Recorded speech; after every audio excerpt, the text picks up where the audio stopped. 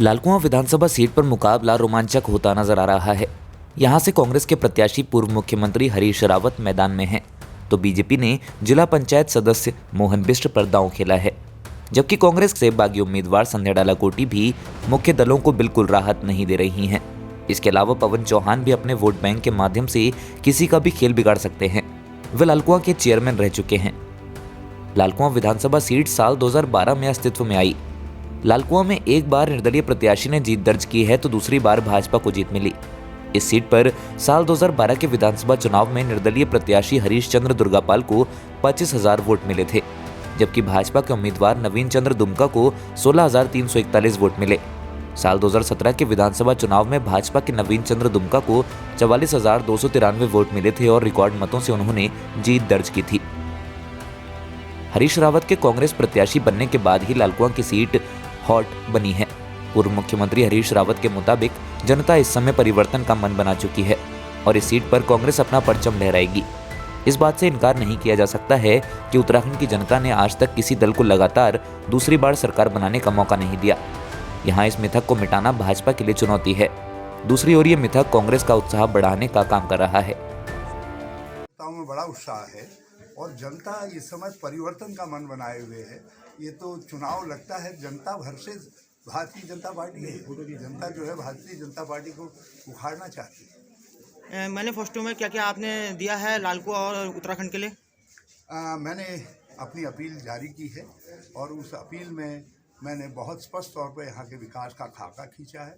क्या काम हम 5 साल के अंदर यहाँ करेंगे, कैसे यहाँ के जन कल्याण को और यहाँ के रोजगार के काम को आगे बढ़ाएंगे, वो सब मैंने अपनी अपील में किया है। उसको हमारे कार्यकर्ता द्वार द्वार घर घर पहुँचा। रावत जी, लालकुआं है, मैनिफेस्टो के अलावा आपने कई सारी चीज़ें विकास के मुद्दे रखे हैं। क्या क्या मुद्दे हैं वो लालकुआं के लिए? लालकुआं में एक तो सबसे बड़ी ज़रूरत तो जो है एक ओवरब्रिज की भी है, बाईपास की ज़रूरत है, उसको करना है। यहाँ के लोगों का मालिकाना हक का है। मैंने कहा इसको स्मार्ट टाउन बनाएंगे और यहाँ पर लालकुआं में भी एक छोटा खेल का मैदान विकसित करेंगे। साथ ही साथ शहीद गोस्वामी जी के नाम पर जो स्टेडियम है उसको विकसित करेंगे। और भी हमने बहुत सारी बातें कल्पनाएँ की हैं, उन कल्पनाओं को हम साकार। बीजेपी के लिए सबसे अहम बात यह है कि प्रत्याशी मोहन बिष्ट स्थानीय हैं और वर्तमान में जिला पंचायत सदस्य भी हैं। वे बार बार स्थानीय और बाहरी व्यक्ति के मुद्दे को उठा रहे हैं। उनकी माने तो क्षेत्र को ऐसा विधायक चाहिए जिसके पास वह 24 घंटे टच में रह सके। देखिए, हम लोग लगातार डोर टू डोर जाकर और नुक्कड़ सभाओं के माध्यम से लोगों के बीच में अपनी वर्तमान सरकार की नीतियों को लेकर जा रहे हैं। और हम बुलाते नुक्कड़ नाटक है और बन जाती जनसभा है वो, ऐसा लोगों का उत्साह है। हम नुक्कड़ सभा कहते हैं, लोग इतनी भारी तादाद में आ जाते हैं कि उसको जनसभा का रूप हो जाता है। और हमारी वर्तमान सरकार द्वारा किए हुए कार्यों को लेकर लोगों में ज़बरदस्त उत्साह का वातावरण है। और ये पहली बार होने जा रहा है उत्तराखंड के इतिहास में कि भारतीय जनता पार्टी की सरकार रिपीट हो रही है। अन्यथा यहाँ पर हमेशा बदल के सरकारें आती रही हैं। कांग्रेस से इतनी जोर से हंसने के अलावा मेरे पास और कोई जवाब नहीं है। क्या है, सब जगह भारतीय जनता पार्टी के लिए जबरदस्त उत्साह है। भारतीय जनता पार्टी का इस पूरे विधानसभा क्षेत्र में घर घर में कार्यकर्ता है, वोटर है। इसके अलावा मेरा भी व्यक्तिगत विगत 20-25 वर्षों का सामाजिक जीवन का मेरा भी जो है कार्य है। ये सब मिलकर 20 दिन पूर्व इस विधानसभा में आए हुए व्यक्ति की जमानत जब्त करने के लिए काफी।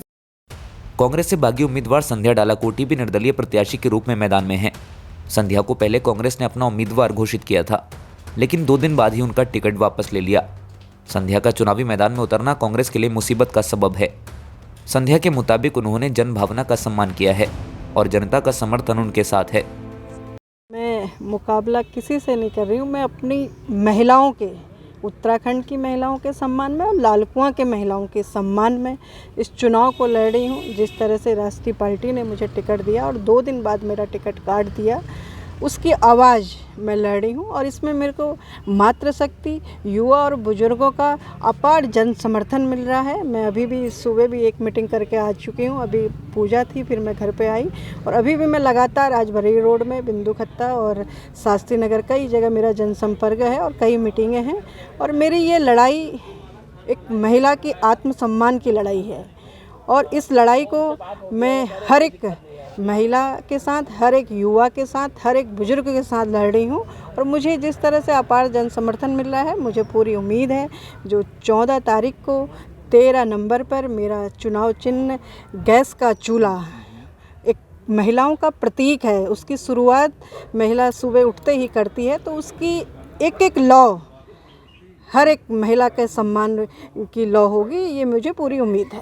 किन मुद्दों को आप उठा रही हैं, खासकर जनता के बीच में आप जा रही होंगी तो कुछ ऐसा दिमाग में होगा कि ये मुद्दे चाहिए क्या? देखिए, सबसे पहले तो हमारे युवा जो बेरोजगार हैं उनको रोजगार है। जो हमारी सेंचुरी पेपर मिल है, यहाँ पर 70% हमारे युवाओं को रोज़गार मिलना चाहिए था। इसमें बाहर के लोग कार्य करते हैं। फिर इस क्षेत्र से, क्योंकि मैं यहीं के स्थायी निवासी हूँ, यहाँ पर गौलापार की बात करूँ तो जो हमारा अंतर्राज्यीय बस अड्डा था, उसकी बात, इंटरनेशनल स्टेडियम, जू, नकल और विजयपुर का पुल, गजेपुर की रोड और जो चोरगलिया का सेरा नाला है उसमें पुल का निर्माण, नंदौर नदी द्वारा जो भू कटान होता है उसमें चेक डैम की व्यवस्था, जंगली जानवरों द्वारा जो हमारा नुकसान होता है उसकी रोकथाम के लिए। और बरेली रोड की बात करूं तो जो इंदिरा नगर का नाला है उससे पूरी खेती गंदगी उस खेती में जाती है, तो उसकी रोकथाम के लिए। और लालकुआ में बात करूं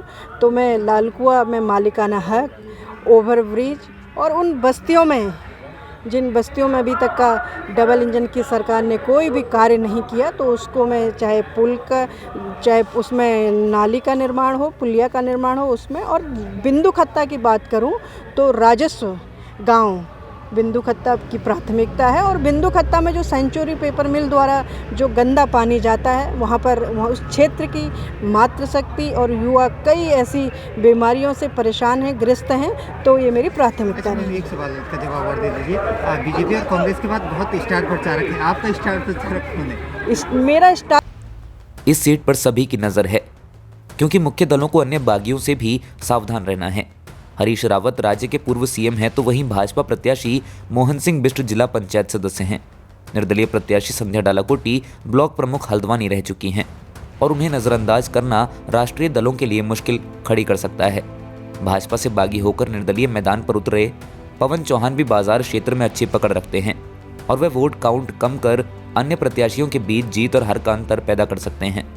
चर्चाएं चलती रहती हैं, क्योंकि चर्चाएं नहीं चलेंगी तो फिर हमारा नाम कैसे आएगा। कोई गलत भी बोलता है तो भी अच्छी बात है। मैं इतना कहता हूं कि कांग्रेस पार्टी ने बहुत बड़ा जुल्म किया है एक महिला के साथ। भारतीय जनता पार्टी ने एक बागी जिसने अपने सगे भाई को नहीं बख्शा, उस बागी को ला करके टिकट दिया, ये किसी को सहन नहीं हो रहा है। भारतीय जनता पार्टी हो चाहे कांग्रेस हो, मरे मन से उनके साथ है, नहीं तो कोई उनके साथ नहीं है। लालकुआं विधानसभा सीट हॉट बन जाएगी, ये किसी ने नहीं सोचा था। हाँ, इतना जरूर है कि हर कोई इतिहास रचने की कगार पर है। कांग्रेस को अपनी पहली जीत का इंतजार है। भाजपा लगातार दूसरी जीत के लिए मेहनत कर रही है। इसके अलावा लालकुआं विधानसभा में आज तक कोई महिला प्रत्याशी चुनाव में नहीं उतरी थी, वह भी पहली बार हो रहा है। जो भी हो, लालकुआं विधानसभा सीट कई प्रत्याशियों का करियर तय करने वाली है।